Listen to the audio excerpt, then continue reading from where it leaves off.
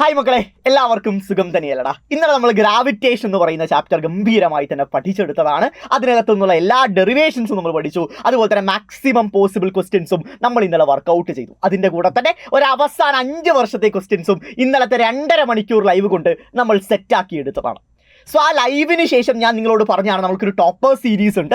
ആ ടോപ്പർ സീരീസിനകത്ത് കുറേ അഡീഷണൽ ക്വസ്റ്റ്യൻസുമായിട്ട് ഞാൻ വീണ്ടും തിരിച്ചു വരുമെന്ന കാര്യം പറഞ്ഞതാണ്. സോ മക്കളെ, ഈ സീരീസിനകത്ത് ലൈവിൽ ഡിസ്കസ് ചെയ്യാത്ത കുറച്ചുകൂടി പ്രധാനപ്പെട്ട ചോദ്യങ്ങളാണ് നമ്മൾ ഡിസ്കസ് ചെയ്യാൻ പോകുന്നത്. അഥവാ വെയിറ്റേജ് വളരെ കുറഞ്ഞ 1 മാർക്കിൻ്റെ ചോദ്യം മുതൽ അത്യാവശ്യം സ്റ്റാൻഡേർഡ് കൂടിയ നിങ്ങളുടെ ചോദ്യ പേപ്പർ ബുദ്ധിമുട്ടാണെങ്കിൽ അതിനകത്ത് കാണാൻ പോസിബിലിറ്റി ഉള്ള വളരെ വെയിറ്റേജ് കൂടിയ ചോദ്യങ്ങൾ വരെ ഇതിനകത്ത് ഞാൻ ഉൾപ്പെടുത്തിയിട്ടുണ്ട്. പക്ഷേ ഈ ചോദ്യങ്ങളൊക്കെ ക്രാക്ക് ചെയ്യണമെങ്കിൽ നിങ്ങൾ ഉറപ്പായും ഇന്നലത്തെ ലൈവ് കണ്ടിരിക്കണം. കാരണം ഇന്നലത്തെ ലൈവ് കാണാതെ ഇതിനകത്തുള്ള ഒരു ചോദ്യത്തിന് പോലും നിങ്ങൾക്ക് ഉത്തരം പറയാൻ സാധിക്കുകയില്ല. സോ ലൈവ് കാണാത്തവരാണെങ്കിൽ ഉറപ്പായും താഴെ ലൈവിൻ്റെ ലിങ്ക് ഉണ്ട്.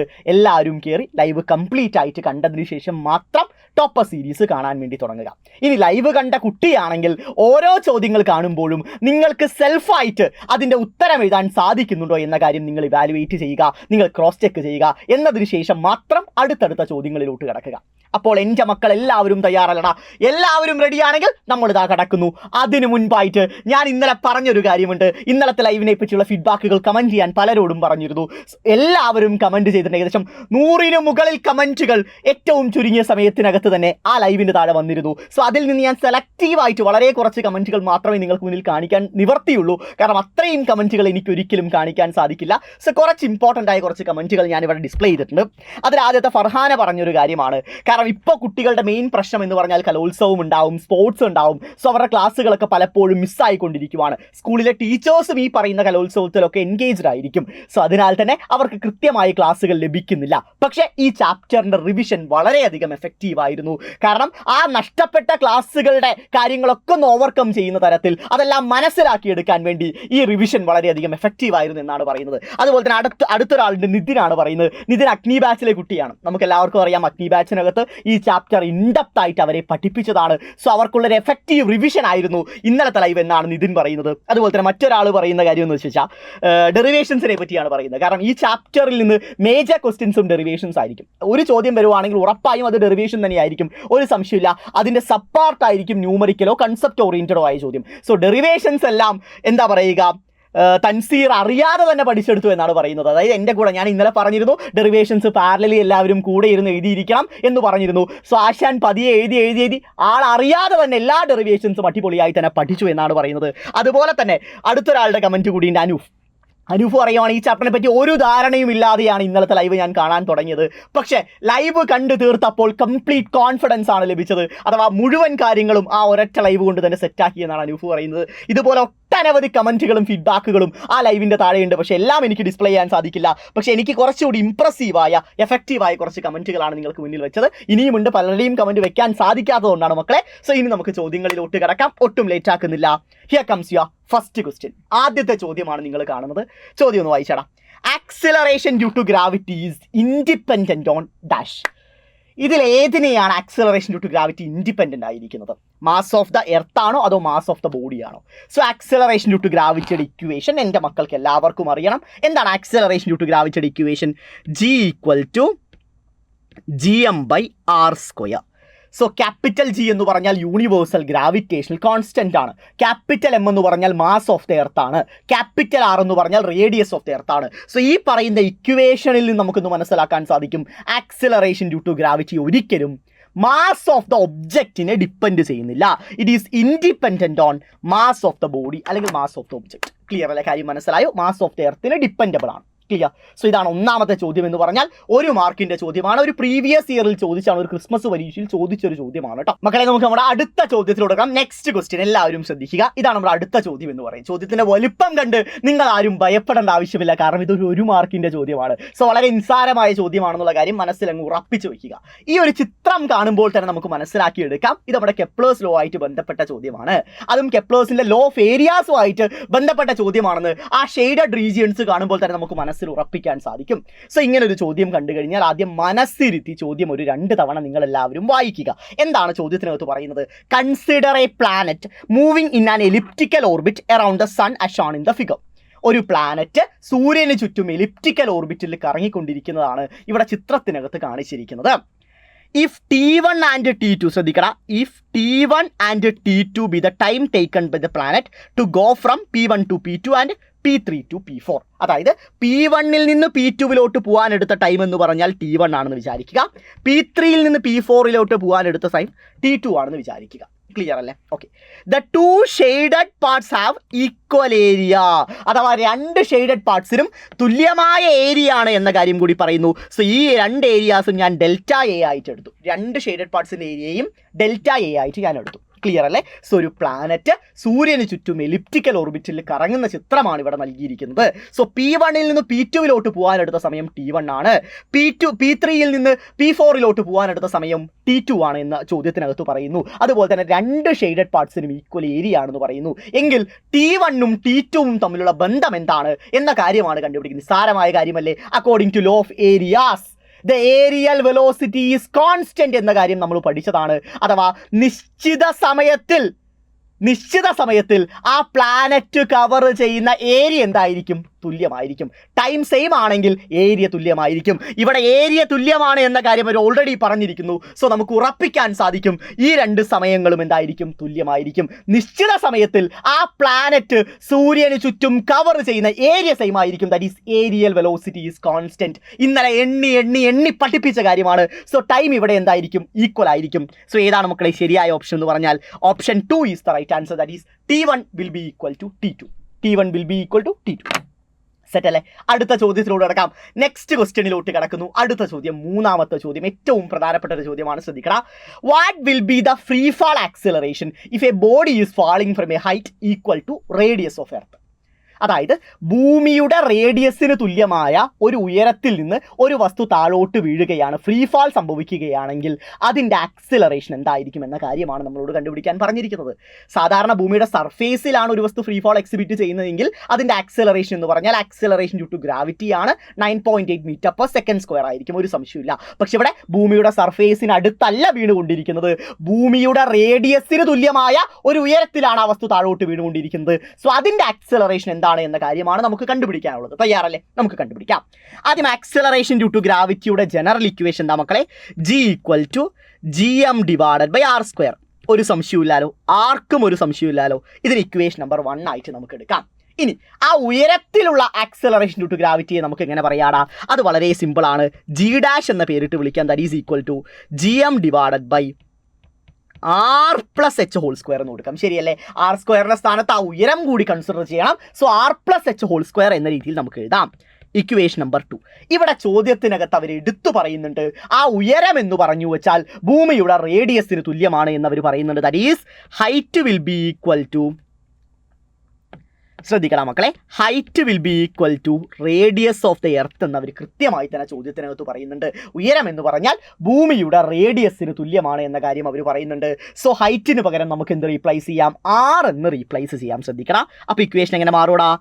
G' will be equal to gm / ശ്രദ്ധിക്കണം, gm / r+r² എന്ന് വരും. ശരിയല്ലേ? എച്ചിന് പകരം, ഇവിടെയുള്ള ഹൈറ്റിന് പകരം നമ്മൾ എന്ത് റീപ്ലേസ് ചെയ്തു? നമ്മൾ r അഥവാ റേഡിയസ് എന്ന രീതിയിൽ നമ്മൾ റീപ്ലേസ് ചെയ്തു. സോ r+r² എന്ന് കിട്ടി. ഇതിന് ഇക്വേഷൻ നമ്പർ എത്രയായിട്ട് കൊടുക്കാം? ഇക്വേഷൻ നമ്പർ 3 ആയിട്ട് കൊടുക്കാം.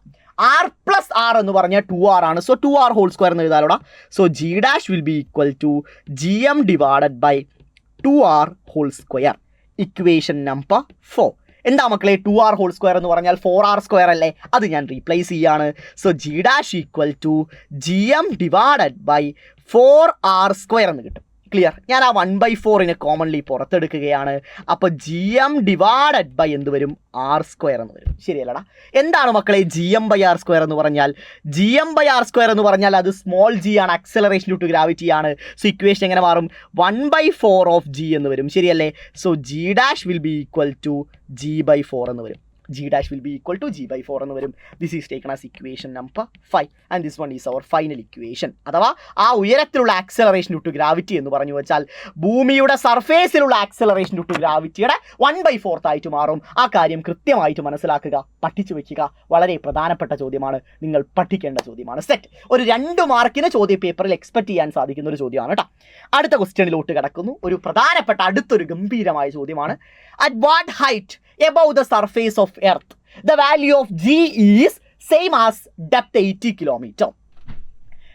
ഏത് ഉയരത്തിലാണ് ആക്സിലറേഷൻ ഡ്യൂ ടു ഗ്രാവിറ്റി ഭൂമിയുടെ 80 കിലോമീറ്റർ ആഴത്തിലുള്ള acceleration due to gravity equivalent ആവുക? അതായത് സിമ്പിളായിട്ട് പറയുവാണെങ്കിൽ ഞാനൊരു 80 കിലോമീറ്റർ ആഴം കുഴിച്ചു, അപ്പോൾ ആ പോയിന്റിൽ എനിക്കൊരു ആക്സിലറേഷൻ ഡ്യൂ ടു ഗ്രാവിറ്റി കിട്ടി. ആ ആക്സിലറേഷൻ ഡ്യൂ ടു ഗ്രാവിറ്റി ഏത് ഉയരത്തിലായിരിക്കും ഉണ്ടാവുക? അതായത് same acceleration due to gravity കിട്ടാനുള്ള ഹൈറ്റ് ആണ് എനിക്ക് കണ്ടുപിടിക്കാൻ. We have to find the height. 80 kilometre ആഴത്തിലുള്ള അതേ ആക്സിലറേഷൻ ഡ്യൂ ടു ഗ്രാവിറ്റി ഉള്ള ഹൈറ്റ് ആണ് എനിക്ക് കണ്ടുപിടിക്കാനുള്ളത്. ക്ലിയർ അല്ലേ? കാര്യം കൃത്യമായിട്ട് മനസ്സിലായില്ലേ? ഇനി നമുക്ക് ചോദ്യത്തിലോട്ട് കിടക്കാം. സോ ആദ്യം നമുക്ക് എല്ലാവർക്കും അറിയാം ഹൈറ്റിൻ്റെ ആ ഒരു പെർട്ടിക്കുലർ ഹൈറ്റിലുള്ള ആക്സലറേഷൻ ഡ്യൂ ടു ഗ്രാവിറ്റിയുടെ ഇക്വേഷൻ എന്താ മക്കളെ? നമ്മൾ പലപ്പോഴായിട്ട് പഠിച്ചതാണ്.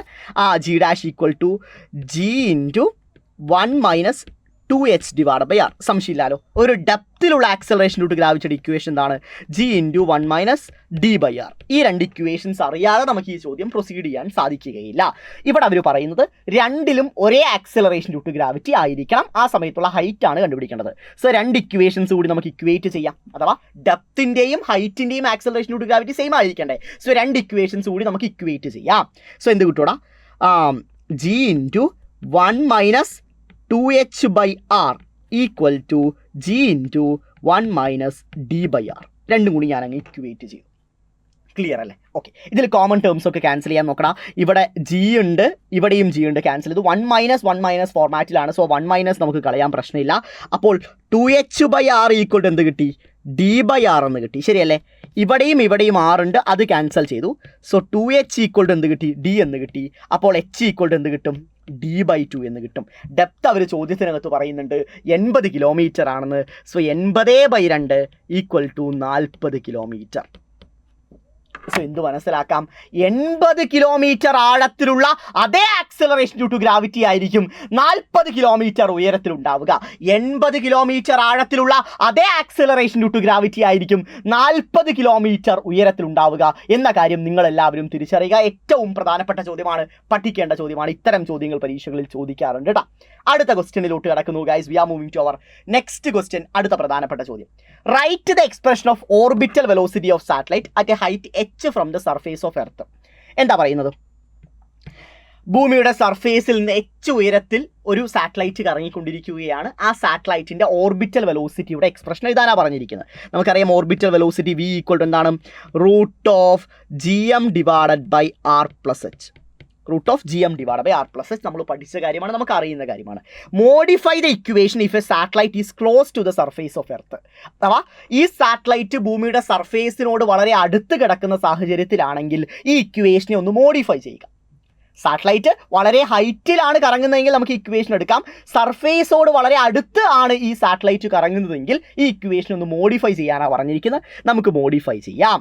സോ ബി ക്വസ്റ്റൻ ആണ്. മോഡിഫൈ ചെയ്യുന്ന സമയത്ത് നിങ്ങൾ മനസ്സിലാക്കുക, സാറ്റലൈറ്റ് വളരെ ഭൂമിയുടെ സർഫേസിനോട് അടുത്താണ് കറങ്ങുന്നതെങ്കിൽ ഹൈറ്റ് എന്ന് പറയുന്നത് വളരെ വളരെ ചെറുതായിരിക്കും റേഡിയസിനെ കമ്പയർ ചെയ്യുമ്പോൾ. ശരിയല്ലേ? ഹൈറ്റ് എന്ന് പറഞ്ഞാൽ റേഡിയസിനെ കമ്പയർ ചെയ്യുമ്പോൾ വളരെ വളരെ ചെറുതായിരിക്കും. So we can neglect height. ഹൈറ്റിനെ നമുക്ക് എന്ത് ചെയ്യാം? നെഗ്ലക്റ്റ് ചെയ്ത് കളയാം, ഒഴിവാക്കി കളയാം. സോ ഇക്വേഷൻ എങ്ങനെ മാറും? v equal to √gm divided by എന്ത് വരും? r എന്ന് വരും. ശരിയല്ലേ? gm divide by r. കാരണം എച്ചിനെ നമുക്ക് നെഗ്ലക്റ്റ് ചെയ്ത് ഒഴിവാക്കാം. നമുക്കറിയുന്ന മറ്റൊരു ഇക്വേഷൻ ഉണ്ട്, g equal to gm divide by r square. അങ്ങനെയാണെങ്കിൽ gm ഈക്വൽ ടു നമുക്ക് എന്ത് എഴുതാം? gr സ്ക്വയർ എന്ന് എഴുതാലോ. gm equal to gr square എന്ന് എഴുതാം. gmന് പകരം ഞാൻ gr സ്ക്വയർ സബ്സ്റ്റിറ്റ്യൂട്ട് ചെയ്യട്ടെ. അപ്പോൾ v equal to √gr square divided by എന്ത് വരും മക്കളെ? r എന്ന് വരും. ഈ ആറും ക്യാൻസൽ ചെയ്യുകയാണ്. അപ്പോൾ orbital velocity near the surface of earth എന്തായിരിക്കും? √gr എന്ന് വരും. എന്താണ്? √gr എന്ന് വരും. എല്ലാവരും പഠിക്കണം. വളരെ വളരെ ഇമ്പോർട്ടൻ്റ് ആയ ഒരു ഇക്വേഷൻ ആണ്.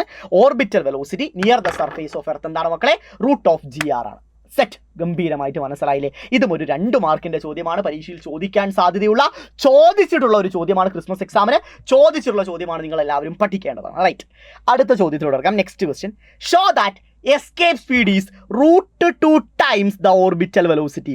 എസ്കേപ്പ് സ്പീഡ് എന്ന് പറഞ്ഞാൽ ഓർബിറ്റൽ വെലോസിറ്റിന്റെ √2 ടൈംസ് ആണ് എന്ന കാര്യം പ്രൂവ് ചെയ്യുക. നമുക്ക് എല്ലാവർക്കും അറിയാം, ഇപ്പോൾ കണ്ടുപിടിച്ച കാര്യമുള്ളൂ. ആദ്യം എസ്കേപ്പ് സ്പീഡിന്റെ ഇക്വേഷൻ എന്താണ്? √2gr ആണ്.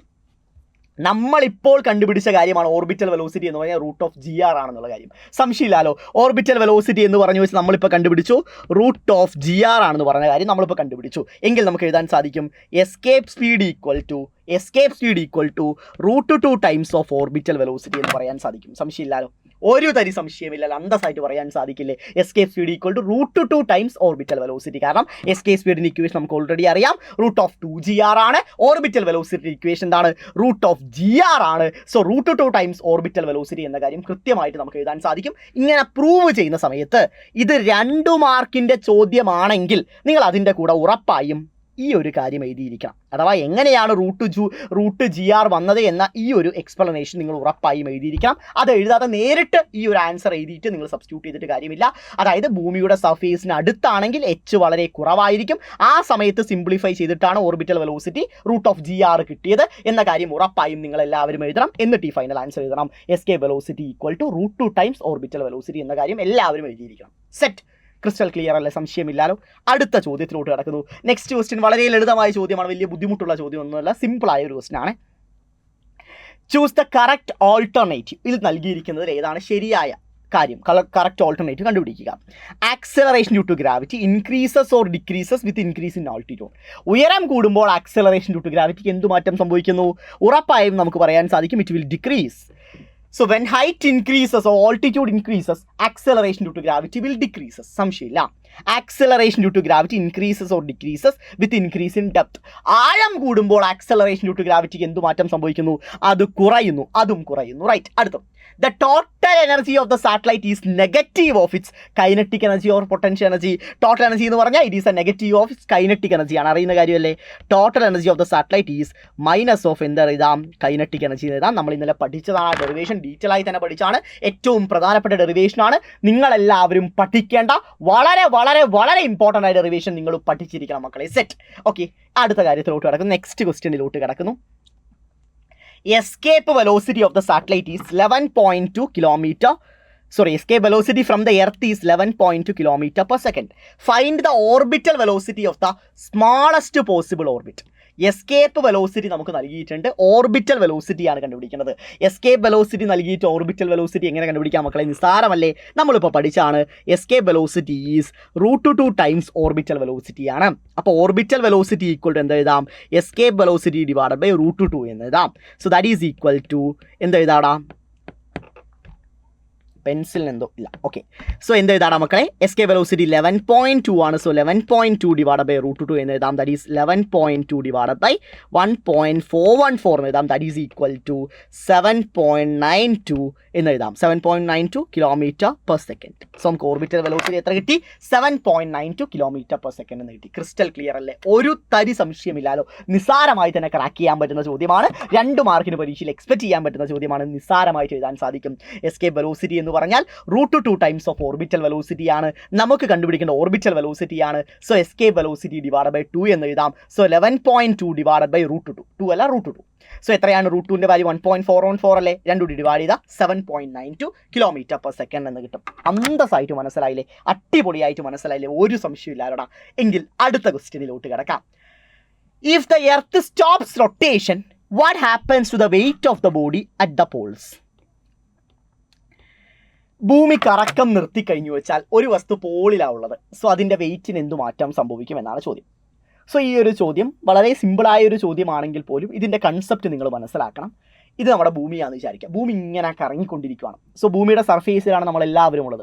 ഓക്കെ, ശരിയല്ലേ? സോ ആ നമ്മളിലോട്ട് ഭൂമി ഒരു ഗ്രാവിറ്റേഷണൽ ഫോഴ്സ് കൊടുക്കുന്നുണ്ട്, ശരിയല്ലേ? ഭൂമി ഉറപ്പായും സെൻറ്ററിലോട്ട് ഒരു ഗ്രാവിറ്റേഷണൽ ഫോഴ്സ് കൊടുക്കുന്നുണ്ട്.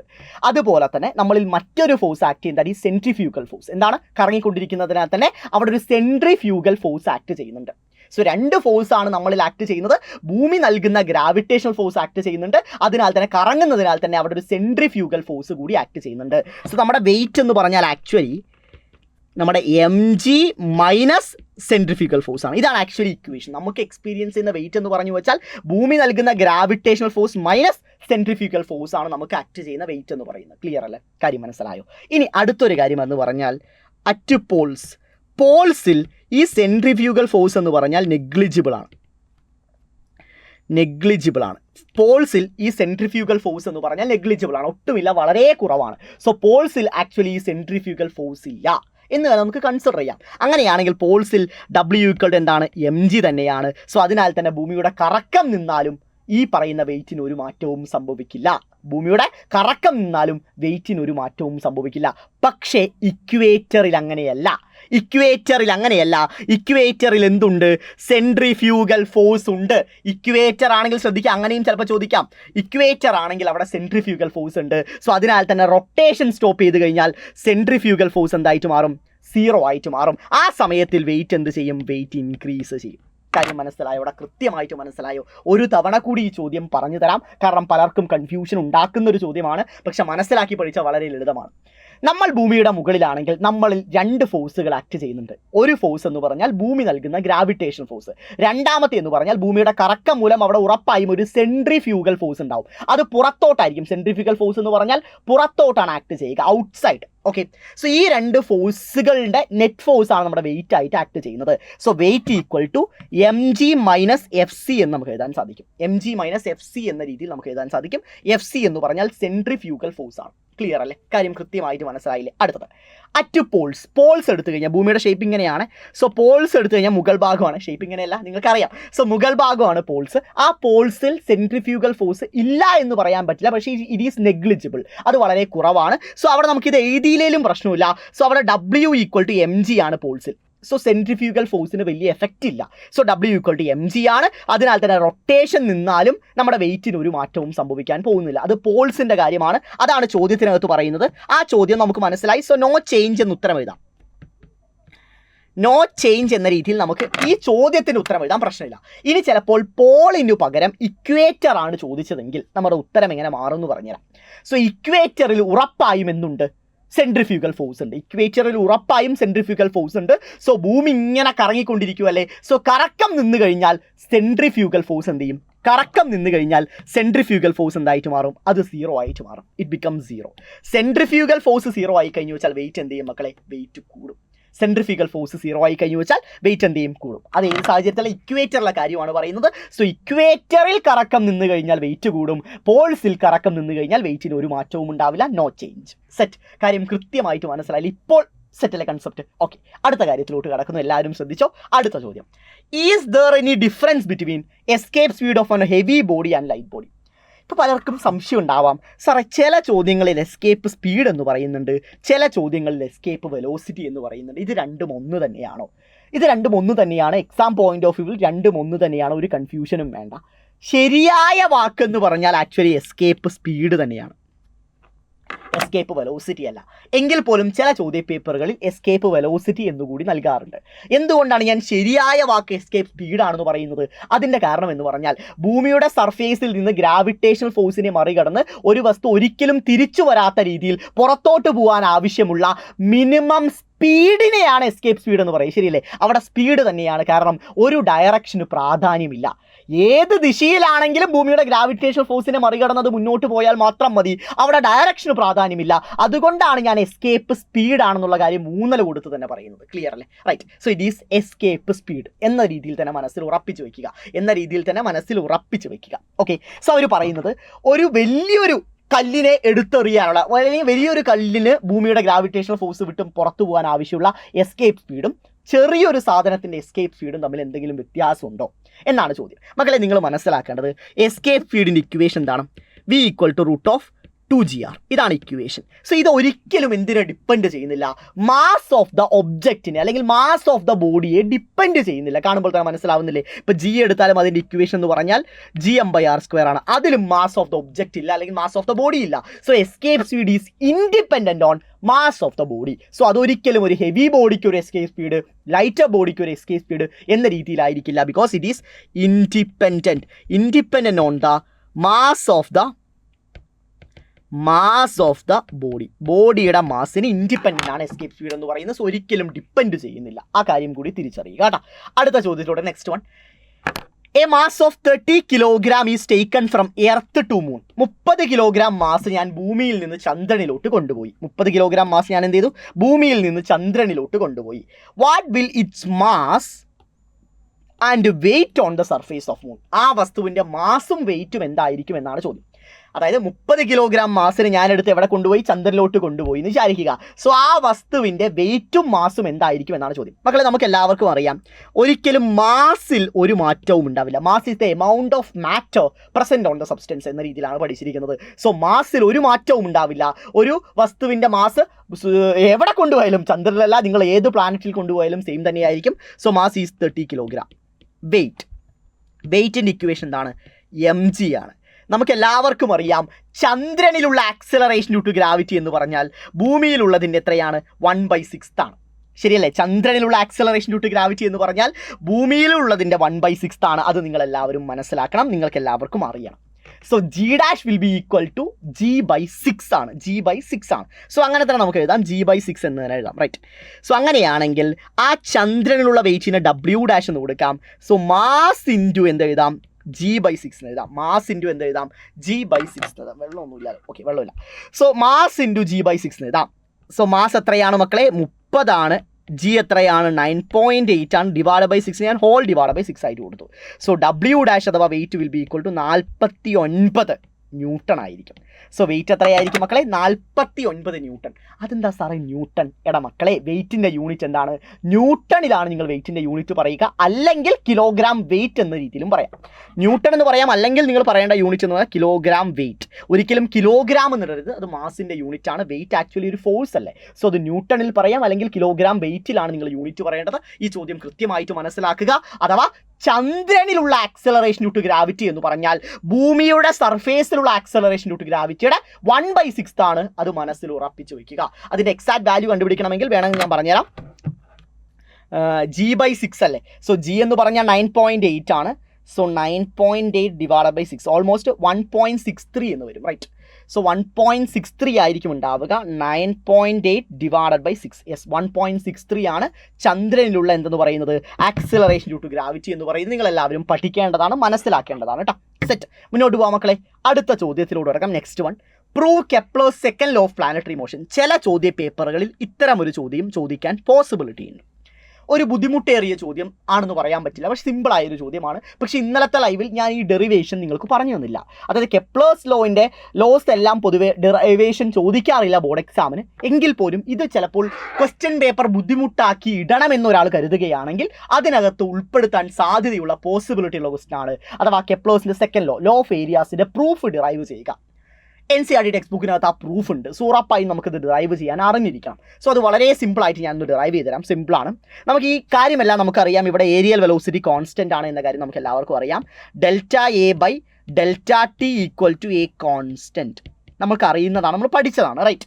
സോ അതിനെപ്പറ്റി വിശദമായിട്ട് വീണ്ടും പറയുന്നില്ല. എങ്കിലും ഞാൻ ഓൾറെഡി പറഞ്ഞു, എങ്കിലും വേണമെങ്കിൽ പറയാം. ഇപ്പോൾ പിയിൽ നിന്ന് P' ഒരു പ്ലാനറ്റ് മൂവ് ചെയ്യുന്ന സമയത്ത് ആ സമയം ΔT ആണെന്ന് വിചാരിക്കുക. ആ സമയത്ത് കവർ ചെയ്യുന്ന ഏരിയ ΔA ആണെങ്കിൽ അതേ ΔT സമയത്ത് ആ പ്ലാനറ്റ് A' നിന്ന് എയിലോട്ട് വരികയാണെങ്കിൽ ആ സമയത്തും കവർ ചെയ്യുന്ന ഏരിയ സെയിം ആയിരിക്കും. ദാറ്റ് ഈസ് നിശ്ചിത സമയത്തിൽ ആ പ്ലാനറ്റ് കറങ്ങുന്ന സമയത്ത് കവർ ചെയ്യുന്ന ഏരിയ തുല്യമായിരിക്കും. That is aerial velocity is constant. Okay അല്ലേ? ഇനി നമ്മൾ അതിൻ്റെ പ്രൂഫിലോട്ട് കിടക്കാം.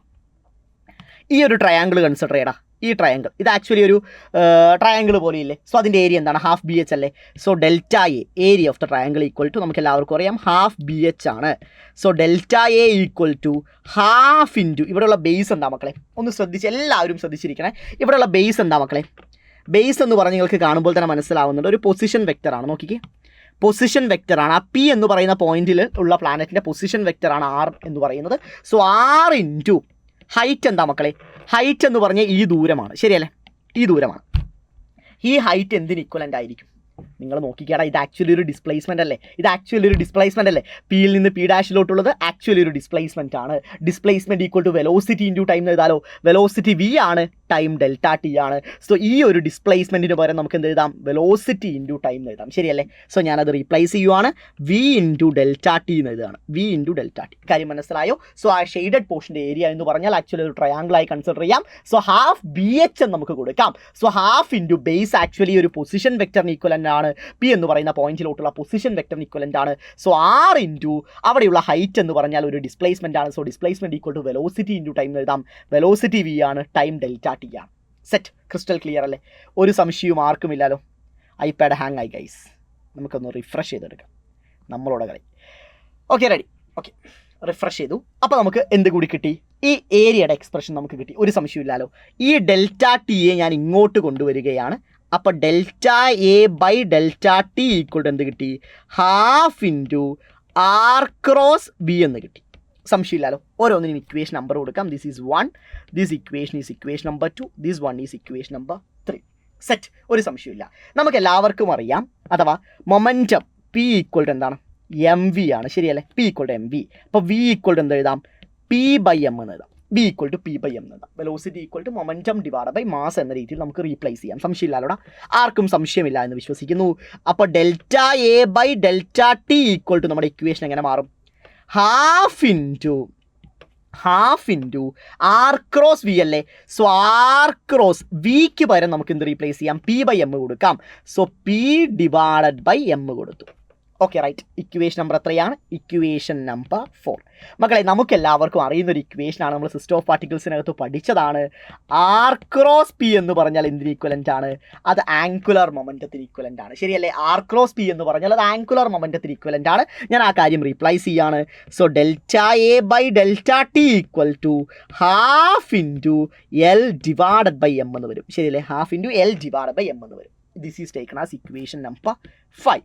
ഇനി ഒന്ന് ശ്രദ്ധിച്ച് നോക്കിക്കേടാ, ഇത് ഏരിയൽ വെലോസിറ്റി ആണ്. ഹാഫ് ഒരു കോൺസ്റ്റൻ്റ് ആണ്, മാസ് ഒരു കോൺസ്റ്റൻ്റ് ആണ്. According to conservation of angular momentum എല്ലും എന്താണ്? കോൺസ്റ്റൻ്റ് ആണ്. അതുകൊണ്ടാണ് ഈ പറയുന്ന ലോ ഓഫ് ഏരിയാസ് എന്തിൻ്റെ അടിസ്ഥാനത്തിലാണ് നമ്മൾ പറയപ്പെടുന്നത്? It is based on conservation of L എന്ന രീതിയിൽ നമ്മളൊരു സ്റ്റേറ്റ്മെൻറ്റ് പറയുന്നുണ്ട്. അതായത് ലോ ഓഫ് ഏരിയാസ് എന്തിൻ്റെ അടിസ്ഥാനത്തിലാണ്? കൺസർവേഷൻ ഓഫ് ആംഗുലർ മൊമെൻറ്റത്തിൻ്റെ അടിസ്ഥാനത്തിലാണ് പറയുന്നത്. കാരണം എന്താണ്? കൺസർവേഷൻ ഓഫ് ആംഗുലർ മൊമെൻറ്റം പ്രകാരം എക്സ്റ്റേണൽ ടോർക്ക് 0 ആണെങ്കിൽ ആംഗുലർ മൊമെൻറ്റം എന്തായിരിക്കും? കോൺസ്റ്റൻ്റ് ആയിരിക്കും. കൺസർവേഷൻ ഓഫ് ആംഗുലർ മൊമെൻറ്റം പ്രകാരം എക്സ്റ്റേണൽ ടോർക്ക് 0 ആണെങ്കിൽ ആംഗുലർ മൊമെൻറ്റം എന്തായിരിക്കും? കോൺസ്റ്റൻ്റ് ആയിരിക്കും. അത് മനസ്സിനകത്ത് ഉറപ്പിച്ച് വയ്ക്കുക. സോ ഈ റൈറ്റ് സൈഡുള്ള എല്ലാ ടേംസും കോൺസ്റ്റൻ്റ് ആണ്. ഹാഫ് കോൺസ്റ്റൻ്റ് ആണ്, എം കോൺസ്റ്റൻ്റ് ആണ്, എല്ലും കോൺസ്റ്റൻ്റ് ആണെങ്കിൽ നമുക്ക് എന്ത് പറയാൻ സാധിക്കും? നമുക്ക് കൺക്ലൂഡ് ചെയ്യാൻ സാധിക്കും delta A by delta T equal to എന്ത് പറയാൻ സാധിക്കും? എ കോൺസ്റ്റൻ്റ് എന്ന് പറയാൻ സാധിക്കും.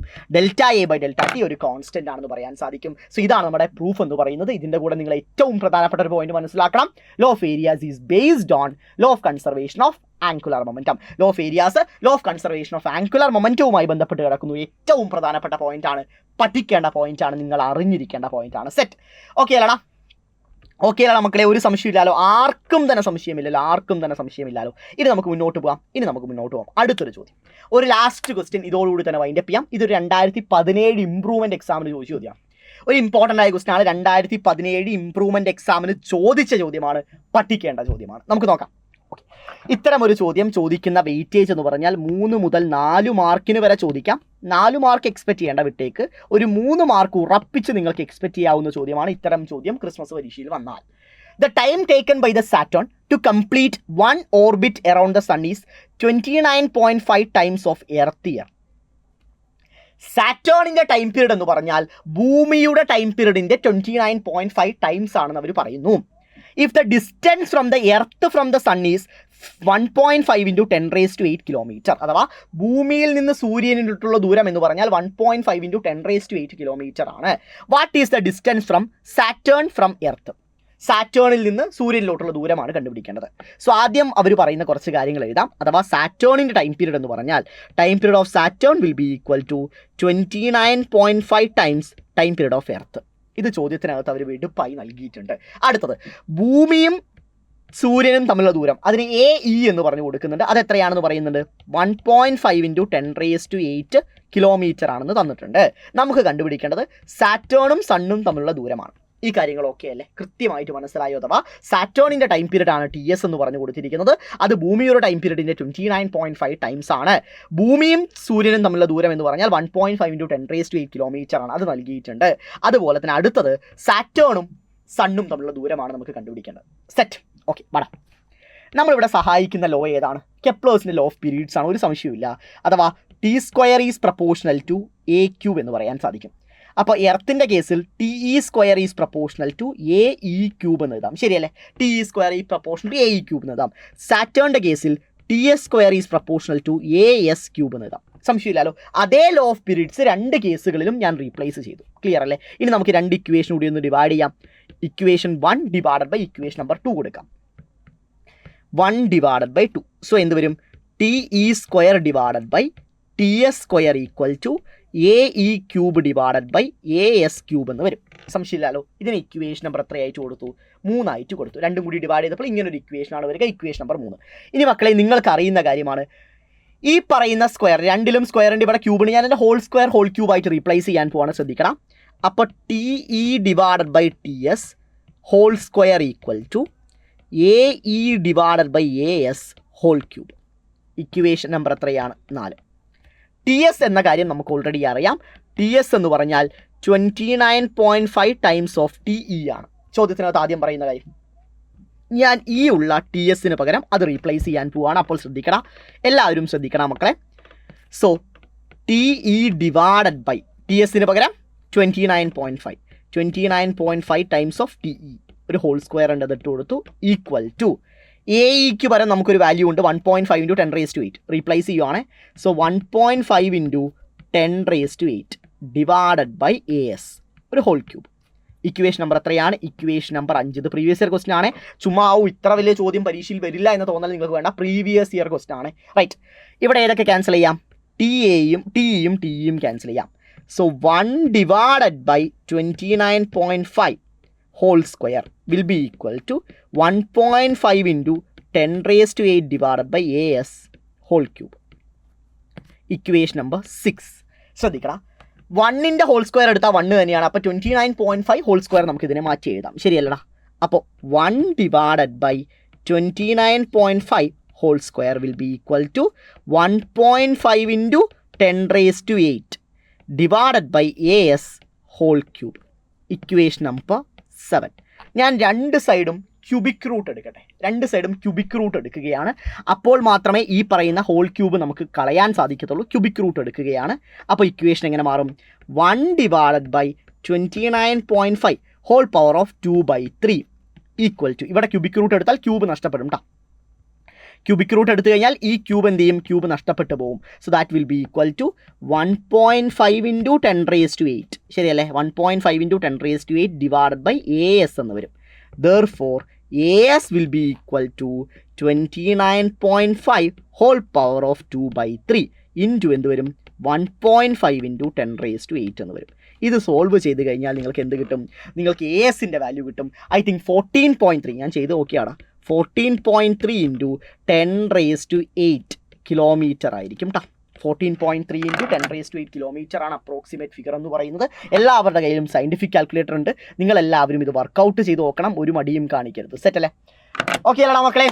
സോ ഈ ഒരു വീഡിയോ ഇത്രയേ ഉള്ളൂ. ഇത്രയും അഡീഷണൽ ക്വസ്റ്റ്യൻസ് എന്തായാലും ഈ ചാപ്റ്ററിൽ നിങ്ങൾ പഠിച്ചിരിക്കണം. സോ ഇത് മാത്രം പഠിക്കാനല്ല, ലൈവിൽ ഡിസ്കസ് ചെയ്ത എല്ലാ ചോദ്യങ്ങളും പഠിക്കണം. അതിന് പുറമെ ഈ ചോദ്യങ്ങൾ കൂടി നിങ്ങൾ എല്ലാവരും പഠിച്ചിരിക്കണം. എങ്കിൽ നമുക്ക് മുഴുവൻ മാർക്കും അടിച്ചെടുക്കാൻ സാധിക്കും. ഈ ചാപ്റ്ററിൽ നിന്ന് ക്രിസ്മസ് എക്സാമിന് ചോദിക്കാൻ പോകുന്ന 8 മാർക്കും നിങ്ങളുടെ കൈപ്പിടിയിൽ നിങ്ങൾക്ക് ഒതുക്കാൻ വേണ്ടി സാധിക്കും. അത് ഞാൻ ഉറപ്പ് തരുന്നു, ഒരു സംശയമില്ല. സോ അണ്ണന് നിങ്ങളെല്ലാവരും തിരിച്ചു തരേണ്ടത് വാലിഡായ കമൻറ്റുകൾ തന്നെയാണ്, നിങ്ങളുടെ സപ്പോർട്ട് തന്നെയാണ്. കാരണം നിങ്ങൾക്ക് വേണ്ടിയാണ് പുതിയ ടോപ്പർ സീരീസും അതുപോലെ തന്നെ റെഗുലർ ലൈവ് ക്ലാസ്സുകളും സൈലം നൽകുന്നത്. സോ അതിന് നിങ്ങൾ തിരിച്ചു തരേണ്ടത് നിങ്ങളുടെ കമൻറ്റുകൾ തന്നെയാണ് മക്കളെ. സോ ഈ വീഡിയോ എത്രത്തോളം നിങ്ങൾക്ക് വർത്തായിരുന്നു, എത്രത്തോളം അഡീഷണൽ ക്വസ്റ്റ്യൻസ് വർക്കൗട്ട് ചെയ്യാൻ നിങ്ങളുടെ കോൺഫിഡൻസ് കൂടി എന്ന കാര്യങ്ങളെല്ലാം നിങ്ങളെല്ലാവരും കമൻറ്റ് ചെയ്യണം മക്കളെ. ചെറിയൊരു കമൻറ്റിൽ ഒതുക്കാതെ ഡീറ്റെയിൽ ആയ കമൻറ്റുകൾ എല്ലാവരും ചെയ്യണം. നിങ്ങളുടെ കമൻറ്റുകളെല്ലാം ഞാൻ വായിച്ച് റിപ്ലൈ ചെയ്യുന്നതായിരിക്കും, ഒരു മടിയും കൂടാതെ. സെലക്റ്റീവായ കമൻറ്റ് അടുത്ത ചാപ്റ്ററായ സോളിഡ്സിൻ്റെ ലൈവിൽ ഉറപ്പായും ആദ്യം കാണിക്കുന്നതായിരിക്കും. കാരണം അങ്ങനെ കമൻറ്റ് കാണിക്കുന്നത് മൂലം നിങ്ങൾക്ക് ഈ ലൈവ് എത്രത്തോളം യൂസ്ഫുൾ ആണ് എന്ന കാര്യം എനിക്ക് തിരിച്ചറിയാൻ സാധിക്കുന്ന ഒന്നാണ്. സോ അതിനാൽ തന്നെ എല്ലാവരും കമൻറ്റ് ചെയ്യണം. ഫീഡ്ബാക്കുകൾക്ക് വേണ്ടി കാത്തിരിക്കുന്നു, കമൻറ്റുകൾക്ക് വേണ്ടി കാത്തിരിക്കുന്നു. ഈ ക്വസ്റ്റ്യൻസ് എല്ലാം കൃത്യമായി വ്യക്തമായി എൻ്റെ മക്കൾക്ക് മനസ്സിലായി എന്ന് പ്രതീക്ഷിക്കുന്നു. So guys, love you all, bye, take care, Tata.